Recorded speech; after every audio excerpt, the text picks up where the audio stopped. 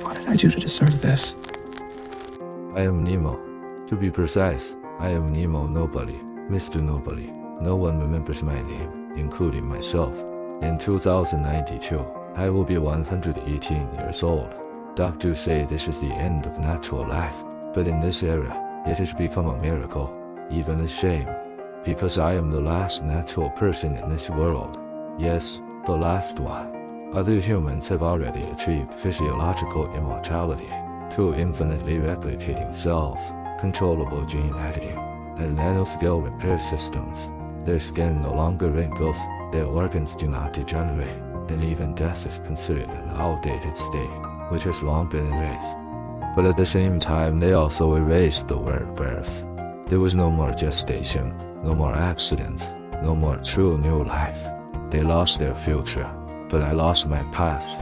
They say I'm crazy, they say I'm old and foolish, but I know I'm only 35 years old. I was born in 1975. What I remember is not a certain version of the past, but all possible futures. In my mind, there are countless versions of me, the me I could have become. Scientists don't believe it. They say I have amnesia. They have installed 24-hour monitoring on me and vote every week to decide whether to let me die naturally or maintain my life. I'm not crazy. I just remember too much. I have too many me in my mind. Some live in crowded apartment buildings. Some wake up at a pool. Some die in car accidents. Some marry Jenny. Some marry Elise. Countless futures that have been chosen, not chosen, missed, and abandoned. Those lives that never happened are experiences that I have lived more truthfully than anyone else. They invited psychiatrist Bill Time, who tried to use hypnosis to awaken my memories. Perhaps you can imagine that the end of hypnosis is not childhood, not infancy. But even further, in the time and space where I couldn't open my eyes or speak, I was there. The unborn me. I existed soberly. That is a state that you cannot describe, painless and itchy, without hunger, cold, or language. We are all there, waiting to be led by the fate of choice. There, maybe it can be called heaven. It's just that there is no light or God there, only a vague but gentle premonition. However, before being sent to the human world, angels will come and press our lips. They will seal our memories, making us think that life is unknown, so that we can choose freely and live bravely. But they forgot about me. Just because of this small accident, I broke the rules. I came to this world with all possible life memories. All versions of myself overlap, flash, collide, and argue in my mind. I know what will happen if I choose A, and where will I go if I choose B. And I just stand at the intersection like a spoiler, watching the movie of life repeatedly played. I still remember why I chose my mother. She smelled good. I chose her, and also chose the ability to foresee the future. Since I was 9 years old, I have been seeing things that are about to happen.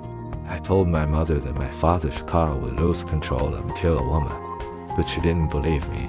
She said we can only see the past, no one can see the future. In the small town where I grew up, the air was always filled with the smell of grass mixed with railway tracks. The summer wind was like a warm dream, leaving time lazily dozed off. It was there that 3 girls were engraved in different chapters of my destiny: Anna, Elise, and Jean. I didn't meet them once, but countless times. In different choices, different versions of me, head brushed shoulders, hugged, missed each other, were falling in love with them. My life is not a road, but countless forks in the road. Each path leads to a different her, a different me.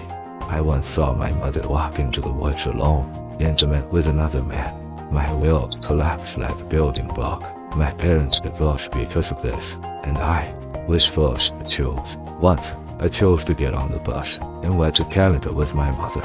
I hated my mother's new boyfriend, Harry. His laughter was too loud and his hands were too thick. I tried my best to make trouble and drive him out of our lives, but I couldn't change anything.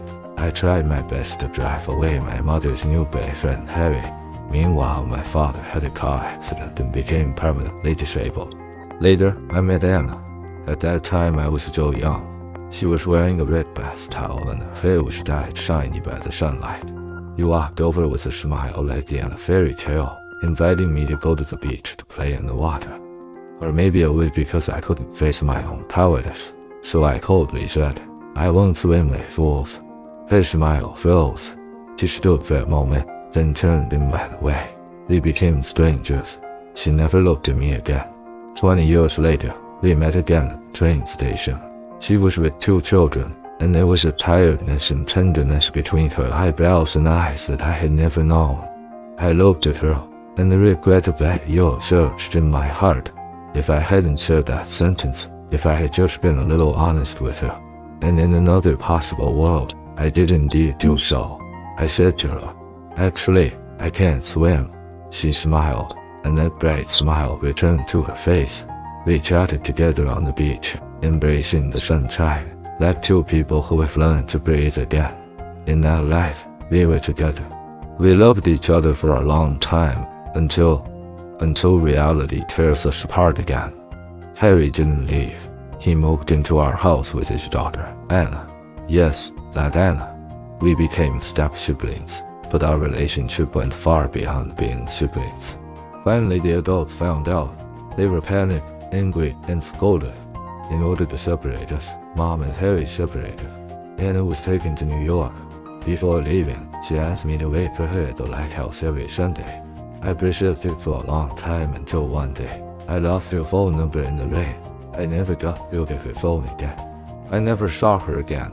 Anna, like my memory, was gradually washed away by the rain and dissipated in the dislocation of my life.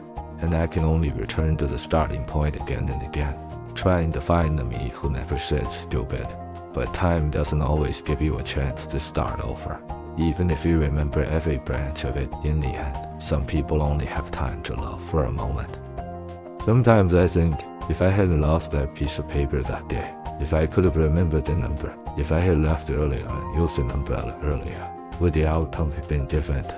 But this world is not a world of ifs. I began to accept reality. I married Elise. Yes, she is the girl I had a crush on during my adolescence. I had fantasized countless times about us being together. Her smile, her hair, and the way she looked back gently in the sunlight. But there was no light in her eyes.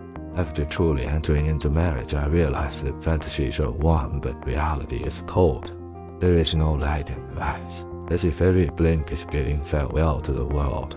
Our marriage is not a happy harbor, but like a closed, damp, and cold tomb, slowly devouring our lives and wills. Elise suffers from severe depression. Sometimes she would lie in bed and suddenly scream heartbreakingly, as if the whole world was collapsing inside her. I loved her and tried to understand her, but in front of her I am just a shadow, a bystander, watching my life rot in her silence and pain. I want to escape, even if it's just a short escape. So I wrote science fiction novels, fantasizing about Mars, fantasizing about another me starting a new life there, and fantasizing about a non-existent girlfriend, Jean. Yes, Jean is perfect. I can even write down our conversations for the next 50 years. But she's not real. She only lives on paper. At that time, I realized that what I fell in love with was not a certain person, but a certain possibility. In another life, I married Ran. She was perfect, beautiful, good at cooking, knew how to socialize, and everything was fine. But I had no feelings for her. Being with her was like sharing life with a roommate. We have children, a big house, and a luxury car. In the eyes of our friends, we are a model couple. But every day when I wake up and see her, I feel empty. I began to try to wake myself up, not from a dream, but from a numbness that had lasted for many years. Those days of following the rules are as orderly as the symmetrical patterns on a tablecloth. The kind of love that makes me disregard everything, not this kind of warm water day softened by time. But I am trapped in another kind of life, like a puppet spinning between the gears of a clock. Sewn up with words like rationality, choice, and responsibility. I can no longer find the self who is willing to bet everything, so I choose to escape, driving a motorcycle at high speed. But that day I lost control. At the moment when the front wheel slipped, my vision went black. The motorcycle shook me off like a wild beast, followed by a heavy impact. My body soared into the air, then fell hard and hit the ground, bouncing and falling like a rag doll. At that moment, I suddenly understood what fate meant. It's not some mysterious force writing the script of my life, nor is it the universe deliberately playing with me. It's me, the person who always hesitates at every crossroads in life and always wants to look back, who will eventually be pushed down by fate at some point, forcing me to admit, you can't have it both ways. You can't want to experience all of life and be afraid of every outcome. You can't just love passionately in your imagination, but live cowardly in reality. At that moment I realized that fate is not a future we cannot change, but a choice we dare not bear. My life is a series of forks in the road of choices. I am both the me who took the train and left with my mother, and the me who stood on the platform with my father. I am the living me, the dead me, the young me, and the aging me. I saw time flowing backwards, rainwater pouring in, paper flying back to its original place, car accidents backtracking, bullets flying into the barrel. I stood at the end of time, watching everything collapse and reassemble. It turned out that everything could have been chaotic. The universe was not orderly, composed of possibilities. At the very beginning, I stood at the train station. My mother reached out her hand to let me get on the train, and my father shouted behind me to say, that was the most important choice of my life.